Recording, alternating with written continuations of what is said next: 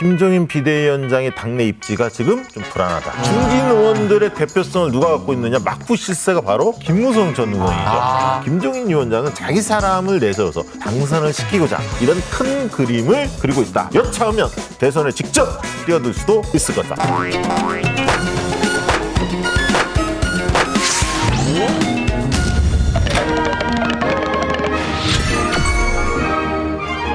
자, 이제는 매주 월요일마다 찾아오는 분입니다. 대한민국 정치판을 발가락에 닿기도 전에 꿰뚫어본다는 박시도사 박시영 대표 모셨습니다. 어서 오십시오. 네, 반갑습니다. 네. 내년 이제 4월 7일에 서울시장과 부산시장 보궐선거가 준비가 돼 있는데 국민의힘이 좀 벌써 돌입한 게 아닌가라는 생각이 듭니다. 지금 돌입해야죠. 6개월밖에 안 남았습니다.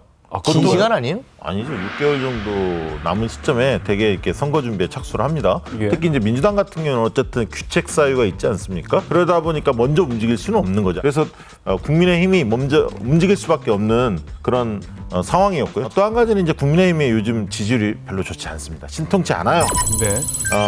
민주당이 35%, 반면에 국민의힘이 21%. 꽤 떨어졌네요. 그렇습니다. 한 6%포인트가 더 떨어졌어요. 2주 만에. 격차가 더 벌어졌죠. 그리고 대구 경북의 지지도도 35%에서 28%, 한 7%포인트 안방인데요. 텃밭에서 네, 텃밭에 엄청 좀 떨어졌습니다. 예. 그래서 그런 상황에서 재보선이 정치 지형을 확 바꿀 수 있는 절호의 기회이자 분수령 네. 이렇게 볼 수밖에 없는 거죠. 알겠습니다. 국민의힘 입장에서는. 오늘 국민의힘이 재보선 대책위를 발족을 한다고 했는데 네. 이거를 15일로 미루고 위원장도 내정을 했었잖아요. 네. 이 사람도 철회하고 또 오늘 우당탕탕 했습니다. 한마디로. 네. 원래는 유의로 박근혜 정부 때 전 경제부총리 한 분, 이분을 내정하기로 다 이야기가 됐는데 갑자기 밥상을 걷어찼습니다. 왜냐하면 비대위에서 옥신각신한 거예요. 유의로 전 경제부총리가 친박 인사거든요. 그리고 원외 인사입니다. 그러다 보니까 당내 인사들의 불만이 쏟아졌는데 김종인 위원장의 독단적인 행태, 이거에 대한 비판이 쏟아진 거 아니냐라고 추정이 좀 됩니다. 네. 그만큼 김종인 비대위원장의 당내 입지가 지금 좀 불안하다. 왜 그럴까요, 재욱 씨? 왜 불안할까요? 뾰족한 후보를 내지 못하기 때문이죠. 그것도 있는데 그 전제가 당 지지율이 안 좋아요. 제가 그 얘기했지 않습니까? 추석이 지나고도 당 지지율이 높지 않으면, 떨어지면 잠룡들부터 많은 사람들이 김종인 흔들기에 나설 것이다. 그렇겠죠. 이미 이야기했잖아요. 복습을 하세요, 복습을. 그러니까 추석 전에는 김종인 위원장이 원하는 대로 뭐 됐는데 지지율이 떨어지니까 내분이 일어났다. 위로 경제부총리가 김종인 사람 아니야? 뭐 이런 얘기도 나올 수 있는 거 아니겠습니까? 네. 그러다 보니까 흔들렸고, 그러면서 결국은 김상훈 의원, 네. 대구에서 내리 3선을 한 중진 의원으로 바뀌었는데요. 주목해서 바라봐야 할 게 뭐냐면 김종인 위원장이 이런 얘기를 했습니다. 이러다가는 비대위를 더 끌고 가지 못할 수도 있다. 이렇게 개탄을 했고요.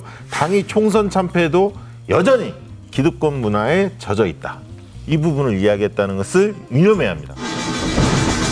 김종인 위원장이랑 김무성 전 대표가 만나지 않았습니까? 이 거물급 두 분이. 서로 얻어갈 게 있으니까 만난 거예요. 상부상조가 되니까 만난 겁니다. 어떤 측면에서요? 왜냐하면 일단은 두 분 다 원외 인사인데 이번에 재보궐선거에서는 원외 인사를 내자 이런 공감대가 있고요. 정치적으로 보면 김종인 위원장은 초재선 의원들한테 지지를 많이 받고 있습니다. 반면에 중진 의원들이 시큰둥하거든요. 근데 중진 의원들의 대표성을 누가 갖고 있느냐? 막부 실세가 바로 김무성 전 의원이죠. 그래서 무대 이런 별명도 있지 않습니까? 서로 부족함을 채울 수 있네요. 그렇죠. 중진들을 우호적으로 돌려세우는 역할을 김무성 전 의원을 통해서 김종인 위원장 입장에서는 관찰하고 싶겠죠. 또 반면에 김무성 전 의원은 원래 킹메이커를 늘 하고 싶어 하시잖아요. 대선 때 내 힘으로 뭔가 후보를 만들고 싶다 이런 얘기를 늘 하지 않았습니까? 때문에 김무성 전 의원 입장에서는 본인이 출범시킨 마포 포럼이라고 전현직 의원 60명이 참여했습니다. 이 부분에 대해 마포 포럼을 좀 과시할 측면이 있기 때문에 김종인 위원장을 모신 측면이 있고요. 또 이제 부산시장 선거판은 아무래도 김무성 전 의원이 육선 의원이었습니다. 터줏대감이죠. 그렇기 때문에 김무성 전 의원을 뭔가 선거를 하는 데 있어서 구심체로 네. 삼으려는 김종인 위원장의 생각도 있는 거고 서로 교감이 있는 거고 여차하면 김무성 전 의원이 후보로 나설 수도 있겠죠. 그래요? 그러면 이제 그럼 사람 일은 모릅니다. 서울시장은 그런 역할을 누가 합니까? 예. 그게 참 어렵습니다. 사실은. 부산시장보다는 서울시장이 더 어려운 선거고 더 중요한 선거죠. 국민의힘 입장에서는. 그리고 서울시장은 잘 아시겠지만 대통령 다음으로 넘버 2입니다. 그렇습니다. 그리고 장관급 대우를 받죠. 나머지 시도지사는 차관급 대우를 받습니다. 그리고 독자적 예산 편성권도 어느 정도 가지고 있습니다. 그래서 대개 서울시장급은 대선 후보급으로 사람들은 생각을 합니다. 네. 중량감 있는 인사들을 원하죠. 그럼 중량감 있는 인사가 누가 있을까요? 오세훈, 예를 들면 유승민, 뭐 당 밖으로는 안철수, 뭐 그전에 이제 나경원, 뭐 이런 분들이 계시지 않겠습니까? 네. 그런데 이런 분들을 처음부터 김종인 위원장은 줄 생각이 없었어요.